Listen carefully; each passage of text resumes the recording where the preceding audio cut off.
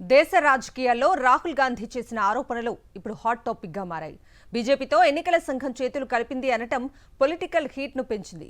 అక్కడితో ఆగకుండా రిగ్గింగ్ చేసి మోదీ మళ్లీ ప్రధాని అయ్యారని రాహుల్ చేసిన వ్యాఖ్యలు ఇప్పుడు తీవ్ర దుమారం రేపుతున్నాయి. ఎన్నికల సంఘంపై కాంగ్రెస్ పార్టీ అగ్రనేత రాహుల్ గాంధీ మరోసారి నిప్పులు చెరిగారు. ఎన్నికల సంఘం బీజేపీతో చేతులు కలిపి దేశంలో ఎన్నికలను ప్రభావితం చేస్తోందని మండిపడ్డారు. ఓటర్ల జాబితాల్లో విచ్చలవిడిగా నకిలీ ఓటర్లను చేరుస్తోందని ఆరోపించారు రాహుల్. బీజేపీకి మేలు చేయటమే లక్ష్యంగా ఎన్నికల సంఘం పనిచేస్తోందని విమర్శించారు. గత ఏడాది లోక్సభ ఎన్నికల్లో అక్రమాలు జరిగాయని పునరుద్ఘాటించారు రాహుల్.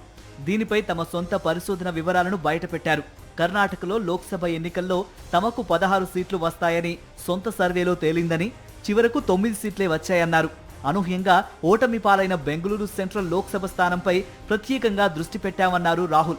ఈ లోక్సభ స్థానం పరిధిలోని మహదేవపుర అసెంబ్లీ నియోజకవర్గంలో అంతర్గత పరిశోధన నిర్వహించినట్లు తెలిపారు. మహదేవపురలో 6.5 లక్షల ఓట్లు ఉండగా ఇందులో 1,00,000కు పైగా ఓట్లు దొంగ ఓట్లేనని తేలినట్లు రాహుల్ స్పష్టం చేశారు. కర్ణాటకలో ఓటర్ల జాబితా విషయంలో రాహుల్ గాంధీ చేసిన ఆరోపణలపై ఆ రాష్ట్ర చీఫ్ ఎలక్టోరల్ ఆఫీసర్ కార్యాలయం స్పందించింది. దొంగ ఓట్ల ఆధారాలుంటే సమర్పించాలని, లేదంటే ఆరోపణలు ఉపసంహరించుకోవాలని సూచించింది. నకిలీ ఓటర్ల జాబితాను అఫిడవిట్గా ఇవ్వాలి అని రాహుల్కు లేఖ పంపింది.